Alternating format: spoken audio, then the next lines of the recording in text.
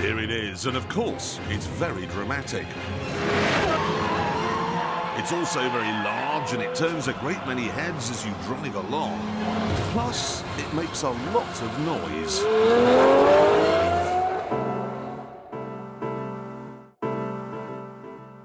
But if you actually look at it, it's not that outlandish.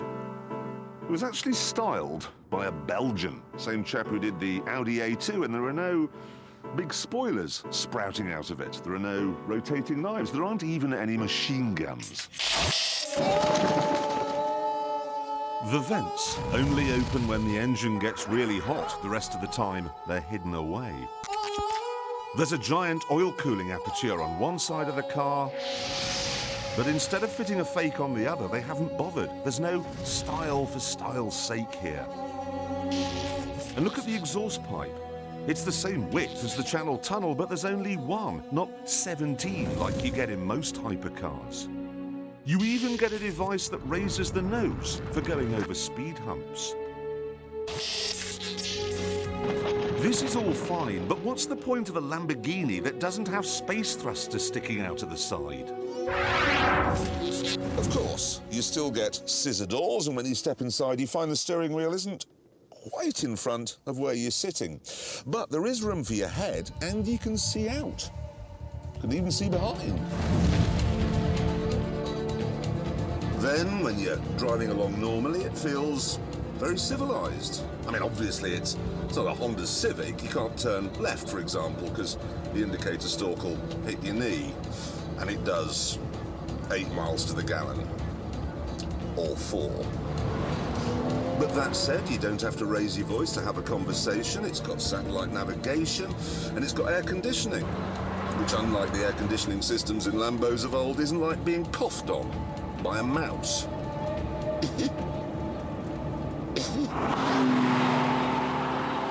This is all very worrying. You see, it's 8 years since the Captain Sensibles at Audi took over Lamborghini. And now they seem to be taking away its soul. The only reason we ever liked Lamborghinis is because they were silly.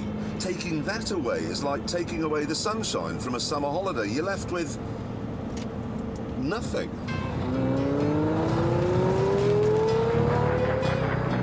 Except for one thing.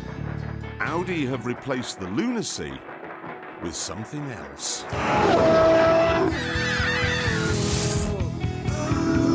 They've increased the size of the V12 from 6.2 to 6.5 litres, but what it delivers is simply staggering.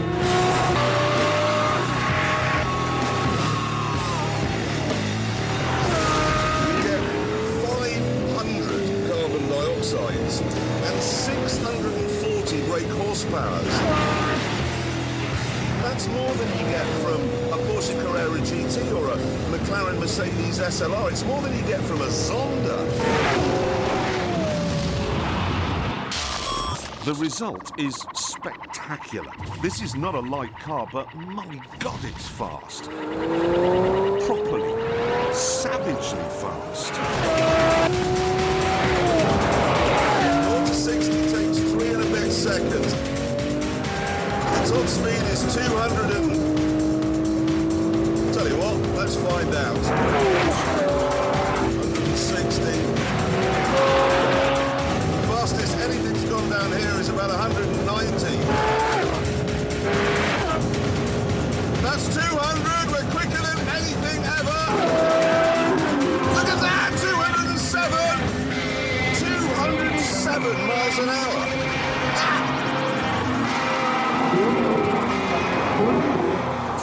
Now, of course, figures like this are sort of meaningless. They're hard to get your head around. So what I've done is organised a demonstration.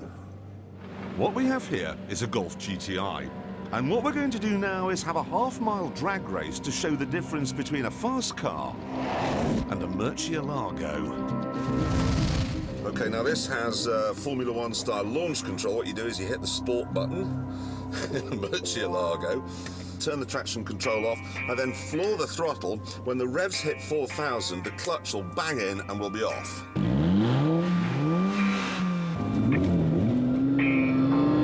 There we go.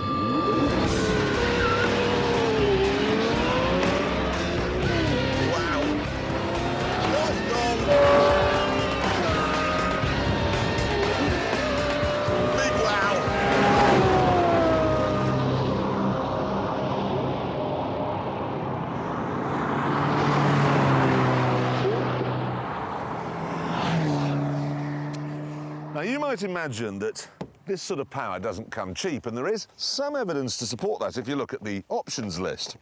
That little bit of carbon fibre there on the centre console, £4,000. Carbon brakes, £7,780.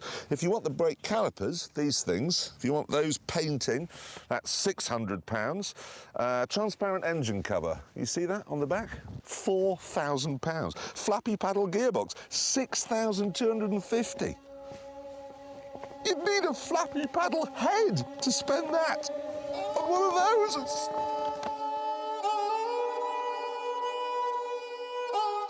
But amazingly, the actual car only costs £190,000. That's about half what you'd pay for a normal hypercar.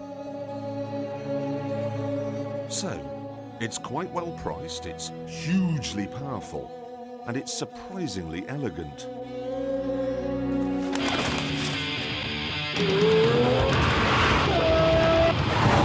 But do not for 1 minute be tricked into thinking that the king of the hypercars has become a supercar. In the twisty stuff, it's still a card-carrying lunatic. You take one liberty with it, and trust me on this, you are going down. There we go, into neutral, and we're going backwards.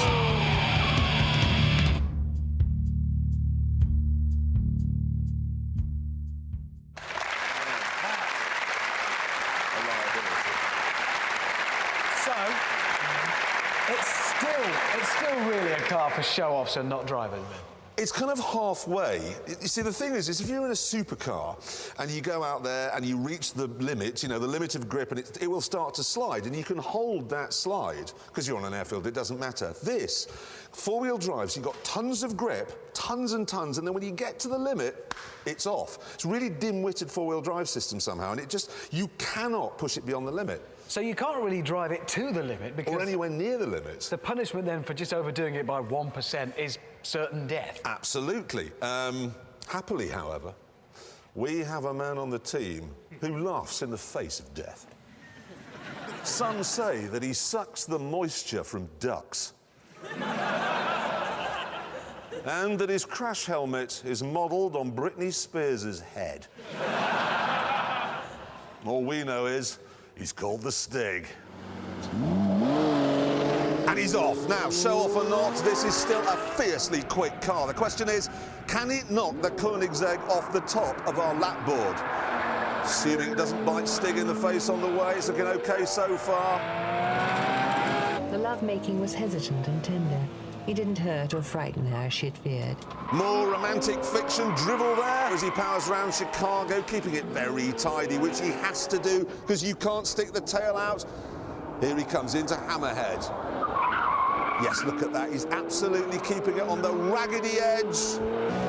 But the most beautiful part of all was her smile. Right, let's see what the Lambo can do now. This is it. This is when it can unleash that fearsome firepower coming down into the tyres here. That is quick, even moving the camera. 2 corners left. Okay, chucks it in, right on the limit of grit now. Belts up to Gambon, turning in. Look at that, keeping the tail in check, and across the line. Where do you think it came? Fourth? Not fourth. Not fourth. It came... there, look at that, ladies and gentlemen. Second, fourth, 6th place. 1:19.8, the same as the Carrera GT. The 6th fastest car. That's a hypercar.